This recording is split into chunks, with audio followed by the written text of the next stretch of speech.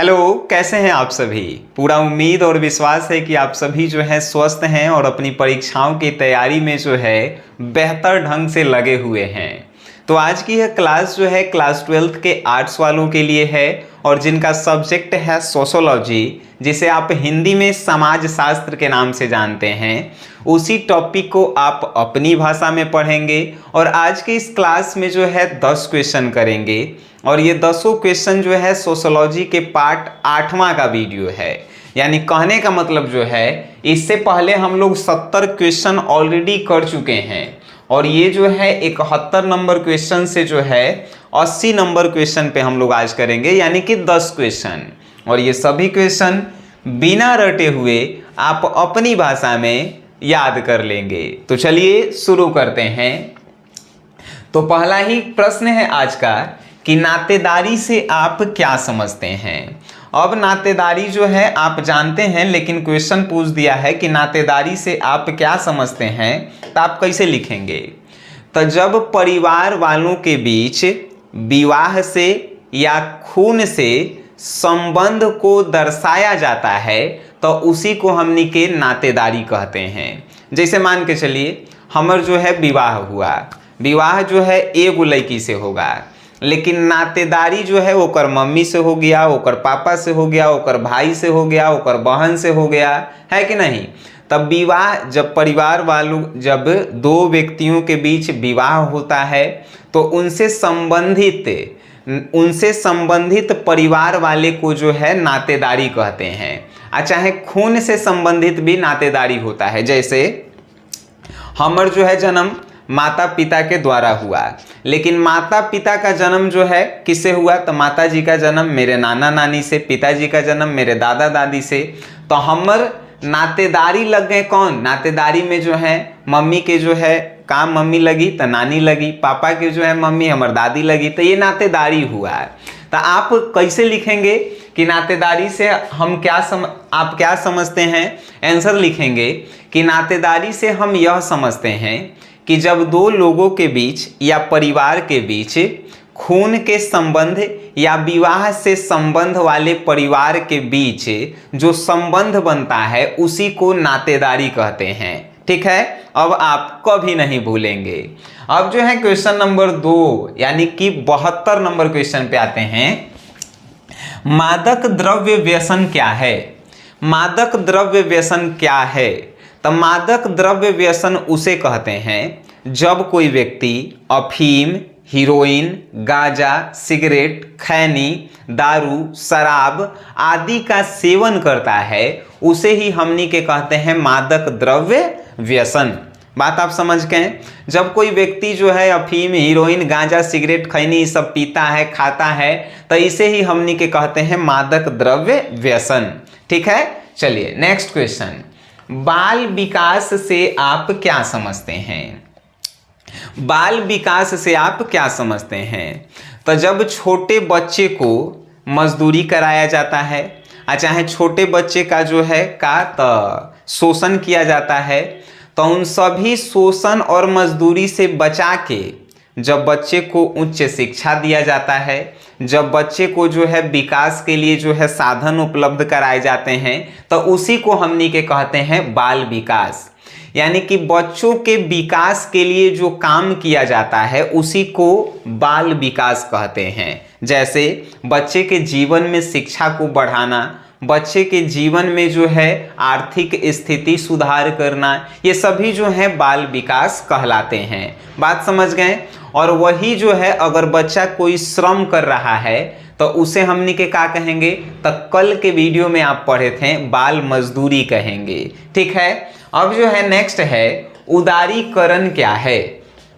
देखिए उदारीकरण जो है एक आर्थिक नियम है जो सरकार के द्वारा जो है लगाया जाता है या हटाया जाता है।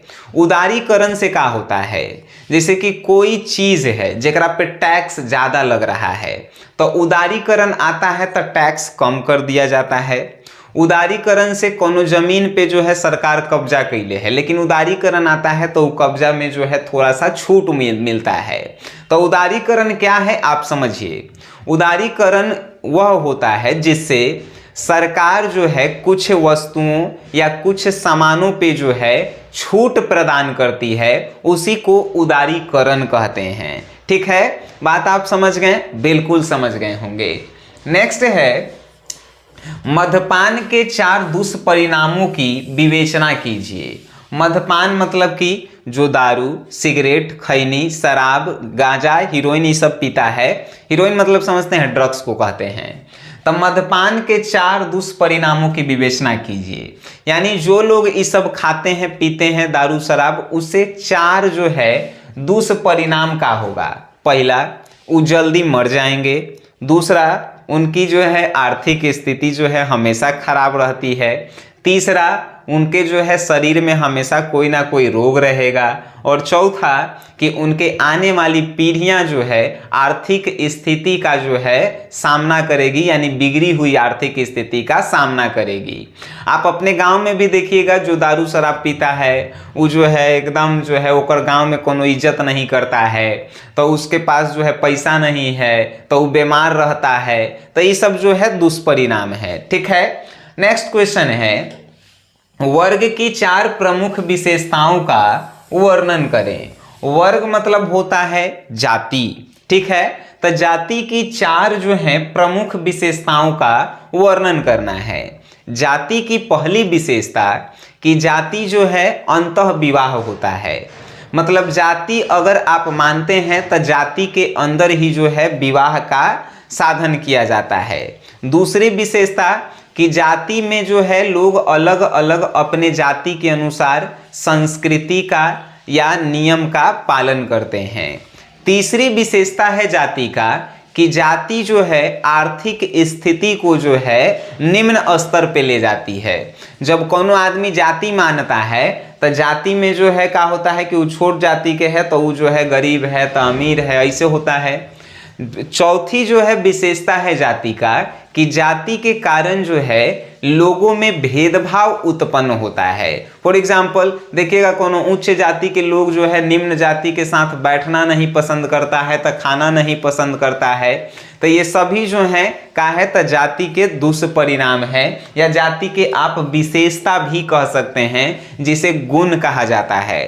ठीक है, तो ये सब जो है बहुआ वाला क्वेश्चन है, और हम लोग 80 क्वेश्चन जो हैं आज करेंगे। अभी 4 गो क्वेश्चन बचल है। आपके मन में प्रश्न आ रहा है कि सर आप समझा दे रहे हैं, हम समझ भी जा रहे हैं, लेकिन इसका नोट्स जो है आप दे देते सर, तब बहुत बढ़िया होता। हम आज नहीं, बहुत पहले और हर एक वीडियो में हम आपको बताते हैं कि अगर आप सोशियोलॉजी को जो है शुरू से, यानी कहने का मतलब आप उतना पढ़ना चाहते हैं जिससे 90-95 नंबर आ जाए, तो सोशियोलॉजी के लिए हमने सोशियोलॉजी टॉपर बैच 2024 बनाया है, जिसमें लगभग 100 से 150 लघु उत्तरीय प्रश्न होते हैं, 30 से 50 जो है दीर्घ उत्तरीय प्रश्न होते हैं, चैप्टर वाइज ऑब्जेक्टिव प्रश्न होता है, और इंपॉर्टेंट क्वेश्चन का जो है वीडियो लेक्चर होता है। साथ ही साथ टेस्ट सीरीज भी होता है। तो वो बैच जो है आपको मात्र 199 रुपया में दिया जाता है।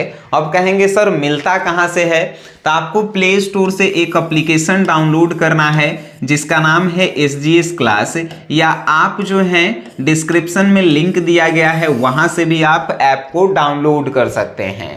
और एक बात और, अगर आप चाहते हैं कि सोशियोलॉजी के सिवा भी और सब्जेक्ट मेरा कमज़ोर है और आप आर्ट्स स्ट्रीम से हैं और लगता है कि आप फेल हो जाएंगे, तो आपको जो है क्रैश कोर्स 2024 ज्वाइन करना चाहिए। क्रैश कोर्स 2024 में सभी सब्जेक्ट के इंपॉर्टेंट क्वेश्चन हैं, इंपॉर्टेंट वीडियो लेक्चर हैं। जब आप देख लेंगे तो आपको लगेगा कि इस बार आपका 90+ स्कोर जो है आ जाएगा। उसके लिए क्रैश कोर्स को जो है आपको यहीं से लेना होगा, SGS क्लासेस से 499 रुपये का है, और वो भी जो है अपने आप में बहुत ज़्यादा बेहतर है। ठीक है, अब जो है आपकी क्या विचार है आप वो सोचेंगे, मेरा जो है बताना था वो हम आपको बता दिए। आइए नेक्स्ट पे आते हैं, मौसमी बेरोजगारी क्या है।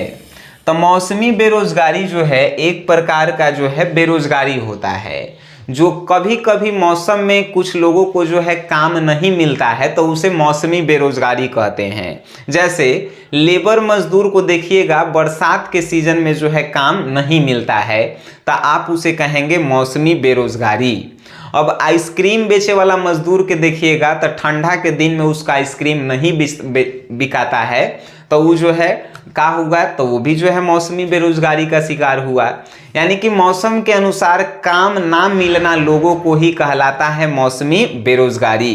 ठीक है, अब जो है नेक्स्ट है कि जनजातीय समाज की 4 विशेषताओं का वर्णन करें। जनजातीय समाज के जो है 4 गो आपको विशेषता बताना है। तो जनजातीय समाज की पहली विशेषता कि ये एगो निश्चित भूभाग पे अपना जीवन यापन करते हैं।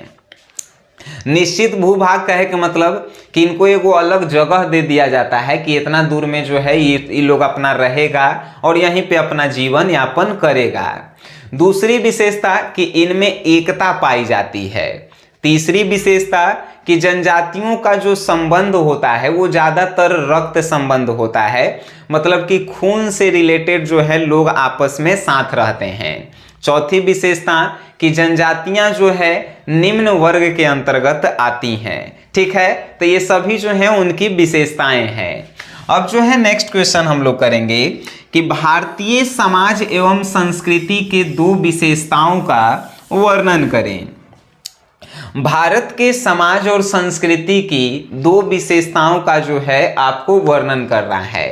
तो हमने के लिखेंगे भारत की समाज और संस्कृति की निम्नलिखित विशेषताएं हैं। पहला लिखेंगे कि जन्म के आधार पे जातियों का वर्गीकरण।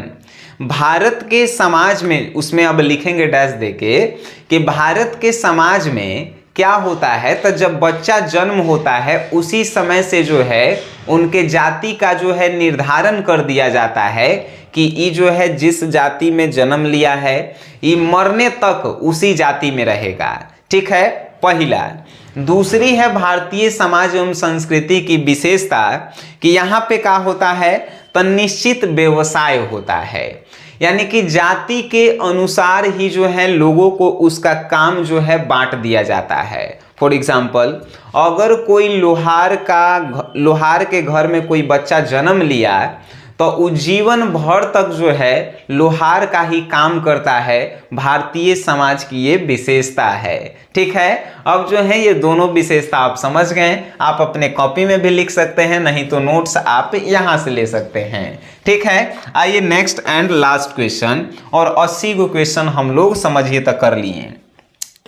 भारतीय जाति व्यवस्था पर नगरीकरण के प्रभावों का वर्णन करें। यानी कि भारतीय जो है समाज पे नगर यानी कि शहर जब बना तब भारत के समाज पे क्या प्रभाव पड़ा। तो भारतीय समाज पे नगरीकरण के बहुत महत्वपूर्ण प्रभाव पड़े जो निम्न हैं। पहला कि क्या हुआ, तो जो पहले छुआछूत भेदभाव भारतीय समाज में होता था, जब से शहर में आए लोग तो छुआछूत भेदभाव समाप्त हो गया। मतलब जो छोट जात बड़ा जात सब जो है एक ही साथ एक ही ऑफिस में काम करते हैं, तो ये जो है समाप्त हुआ। दूसरा कि जब नगरीकरण आया तब भारतीय समाज में जो पुराने रीति रिवाज के अनुसार लोग रहते थे तो शहर में जो है पुराने रीति रिवाज के अनुसार नहीं रहते हैं। फॉर एग्जाम्पल, भारतीय समाज में पहले जो है स्त्रियां जो है घूंघट टांग कर रहती थी, लेकिन अब के आप देखिए लड़की लोग के तक घूंघट टांग के रह रही है, नहीं रहती है। यानी पुराने जो है नियमों को जो है कम से कम खत्म कर दिया गया। ठीक है, भारतीय समाज की और भी विशेषताएं हैं, जैसे कि जब पुराने लोग जो हैं भारतीय समाज में कृषि करना ज़्यादातर पसंद करते थे, अब जो है नौकरी करना पसंद करते हैं, है कि नहीं। तो ये सब विशेषताएं हैं। तो आज की इस क्लास में आप जो है 10 क्वेश्चन को कर चुके हैं। हमें उम्मीद और पूरा विश्वास है कि ये सभी क्वेश्चन जो हैं आपके दिल और दिमाग में गया होगा।